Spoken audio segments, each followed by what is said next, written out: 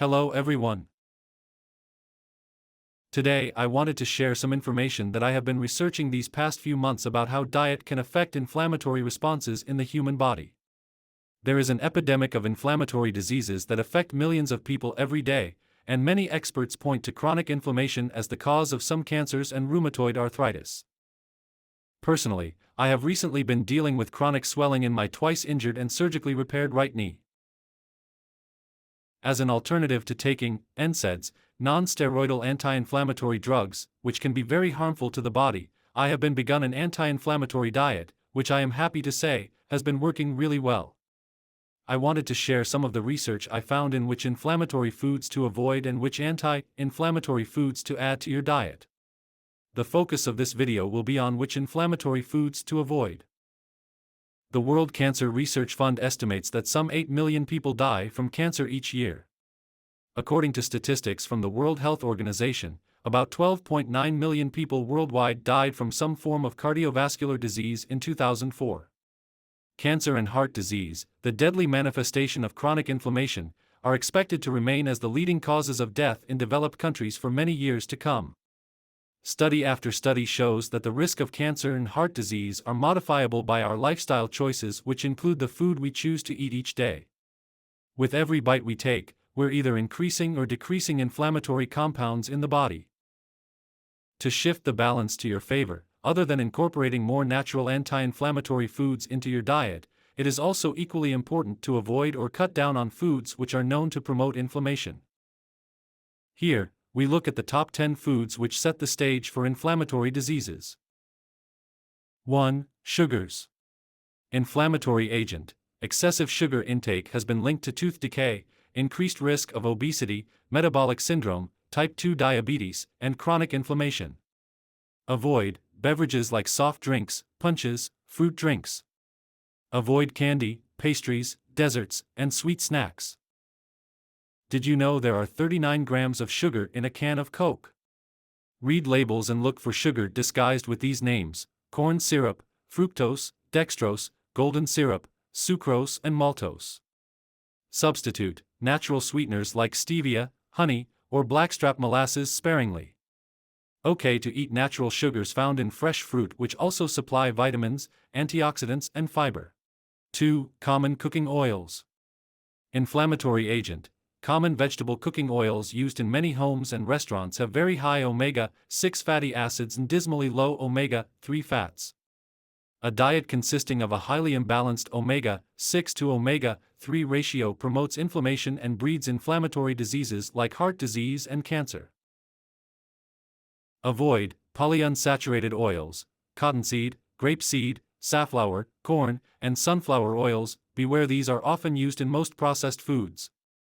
Substitute macadamia oil or extra virgin olive oil. 3. Trans fats. Pro-inflammatory agent. Trans fatty acids are notorious for their double whammy effect. They increase the levels of bad cholesterol while lowering levels of the good cholesterol. But that is not all they can do. They have also been found to promote inflammation, obesity, and resistance to insulin, laying the ground for degenerative illnesses to take place. Avoid fast foods, deep-fried foods, commercially baked goods, anything made with partially hydrogenated oil, or vegetable shortening. Commercially prepared peanut butter is one good example of foods that add partially hydrogenated oil. Substitute natural peanut butter in foods without the trans fats. 4. Dairy products. Inflammatory agent. Milk is a common allergen that can trigger inflammatory responses like IBS, skin rashes, hives, acne, and breathing difficulties. As much as 60% of the world's population cannot digest milk easily. Avoid milk and dairy products like butter and cheese. Many cakes, crackers, cream sauces, and boxed cereals contain milk ingredients. Substitute coconut or almond milk, kefir, or unsweetened yogurt for those not allergic to milk. 5. Feedlot raised meat. Pro-inflammatory agent. Commercially produced meats are fed with grains like soybeans and corn, a diet that is high in inflammatory omega-6 fatty acids but low in anti-inflammatory omega-3 fats. Due to the small and tight living environment, these animals also gain excess fat and end up with high saturated fats. Even worse, to make them grow faster and prevent them from getting sick. They are also injected with hormones and fed with antibiotics. Avoid most, if not all, beef, pork and poultry you can find in the supermarkets and restaurants that come from feedlot farms. Substitute organic free-range animals that are fed a natural diet such as grasses instead of grains and hormones contain more omega-3 fats. Having more room to roam freely, they are also leaner and contain less saturated fat. 6. Red meat and processed meat. Pro-inflammatory agent. Researchers at the University of California San Diego School of Medicine found that red meat contains a molecule that humans don't naturally produce called ndungsreichste. After ingesting this compound, the body develops anti-ndungsreichste antibodies, an immune response that may trigger chronic inflammatory response. This low-grade, simmering inflammation that won't go away has been linked to cancer and heart disease. The link between processed meat consumption and cancer is even stronger. In the 2007 report by the World Cancer Research Fund and the American Institute for Cancer Research, processed meat has been stated as a convincing cause of cancers of the colon and rectum, and possibly of the esophagus and lungs too. Processed meat includes animal products that have been smoked, cured, salted or chemically preserved. Find them in. Common red meats are beef, lamb and pork, while processed meats include ham, sausage and salami. Inflammation-dousing substitute. You don't need to avoid red meat totally, though the same thing cannot be said for processed meat. No amount of processed meat is safe. Replace the bulk of your red meat with organic vegetables, poultry, and fish, and relegate red meat to a weekly treat. When you do eat red meat, remember to choose lean cuts and preferably, that of grass-fed animals. To reduce the formation of heat-generated food contaminants, it is also advisable not to overcook your meat and use moist heat cooking like stewing and boiling more often than high-temperature dry heat methods such as grilling and frying. 7. Alcohol. Pro-inflammatory agent. Regular high consumption of alcohol has been known to cause irritation and inflammation of the esophagus, larynx, voice box, and liver.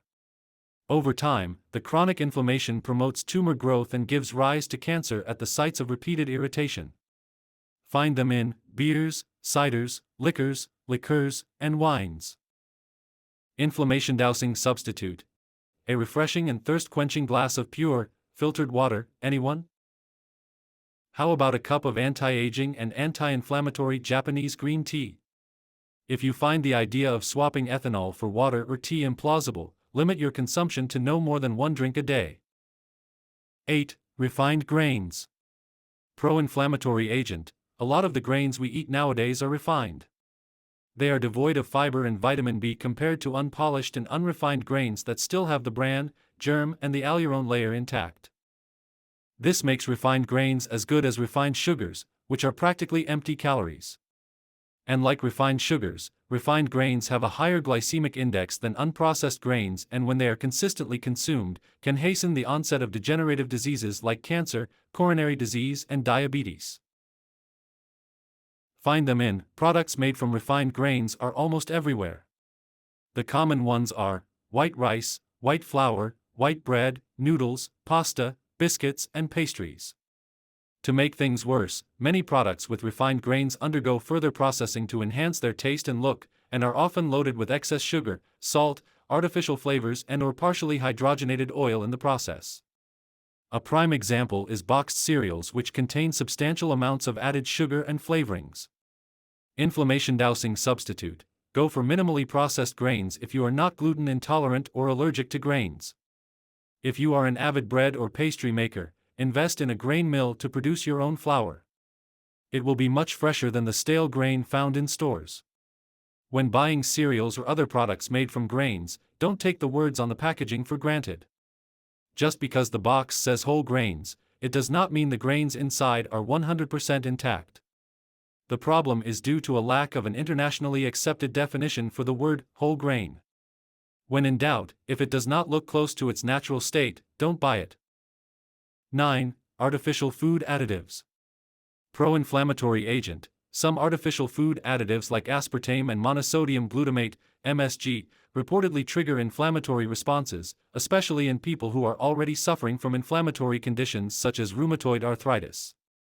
Find them in. Only packaged foods contain artificial food additives. If you need to buy them, read the labels carefully and weigh your risks.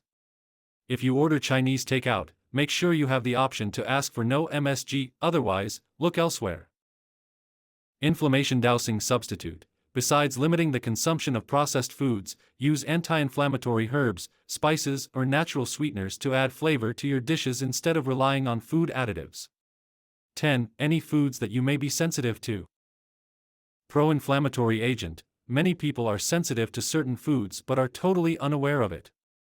Unlike food allergies whereby symptoms usually hit fast and furious, symptoms caused by food intolerance may take a longer time to manifest.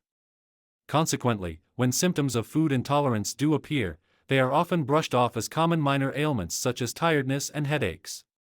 But repeated, long-term exposure to food that irritates can cause inflammation and lead to chronic disease.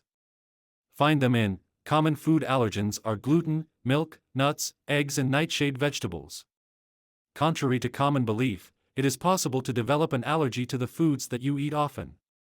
Inflammation dousing substitute. If you suspect that a particular food may be responsible for your food intolerant response, try avoiding it completely for about 2 weeks and monitor your reaction. At the end of the abstinence period, reintroduce the food back into your diet. If you are in fact incompatible with it, you should be able to notice the difference in how you feel easily.